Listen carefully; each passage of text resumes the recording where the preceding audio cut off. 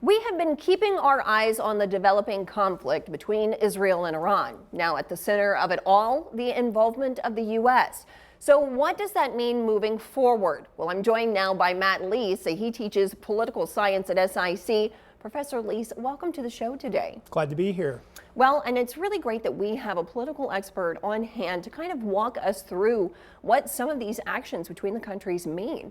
So first, if you don't mind, what makes this conflict different from the others that we've experienced in the past decade? Well, in a word, duration. Okay. 12 days. If you look at previous conflicts, the first Iran-Iraq war went on for 8 years. Yeah. The Iraq-U.S. war went on for 8 years. And of course, Afghanistan famously took 20 years. So all of those had very broad objectives. George W. Bush famously said he wanted to build a Jeffersonian democracy in the heart of the Middle East. And this had a very, very narrow objective, which explains the difference in timeline. Now, and your perspective, and I'm sure the audience has been tuning in and watching all of this kind of play out, what was that directive this time? Really, it was to diminish the Iranian nuclear capability. So it was much more narrow in scope compared to previous conflicts. Okay. And that was something ultimately the Israelis could not do, and that is how we got involved in the conflict. Okay, and that was in order basically to neutralize Iran's nuclear program? Yes. Okay. Yes. Now, some have called President Trump's decision to authorize these kind of strikes as a violation of the Constitution. Now, how far-reaching are the president's war powers, and is this a violation? Presidential war powers are broad and wide. On purpose, correct? Yes. Yes. Yes. Yeah. Article 2, Section 8 gives Congress the ability gives the president the powers of being commander-in-chief, whereas Article 1, Section 8 gives Congress the ability to declare war. These two areas are contradictory, but contradictory on purpose. Okay, so that's by design. Yes. Yeah. So that way the president cannot unilaterally place us on a war footing, but at the same time we're not trying to operate a war through basically a military cabinet.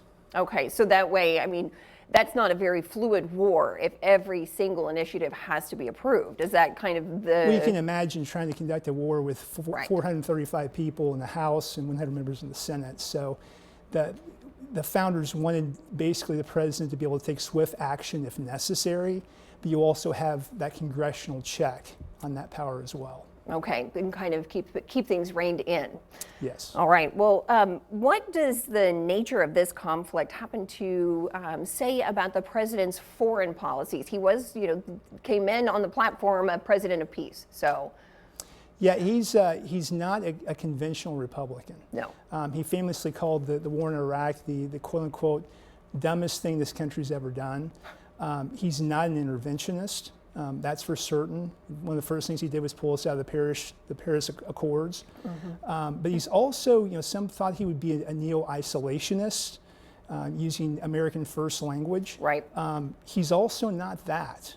I would characterize him more as a realist, which is if there's what he believes to be a vital U.S. interest at stake, then the United States will take immediate action. Well, that being said, and we kind of did take immediate action in a way with Trump and sending the missiles. So what happens from here, and what do we learn from this moving forward? Well, with the Middle East, expect the unexpected. Hopefully this holds. The Iranians took a real pounding here. They don't have much left in terms of missiles. So I think going forward, you're going to see a Middle East that looks much different than it did on October 7th 2 years ago. Iran really at that point was transcendent. They were the most powerful military other than Israel in the region. They had terrorist proxies surrounding Israel. They did. Those have been largely now taken off the board, in addition to their nuclear program. So the Middle East looks significantly different than it did just 2 short years ago. Okay, so the fabric is changing over there. Yes. Well, Matt, is there anything else about this conflict, U.S. involvement, that you think that would be valuable for our audience to know going forward? I think the last thing to watch is, every military effort doesn't occur in a vacuum. Our adversaries are always watching. So both Russia and China, I think, are probably calibrating their next steps based on our action here in terms of Ukraine and also Taiwan. Okay, so keep our eyes on the Middle East.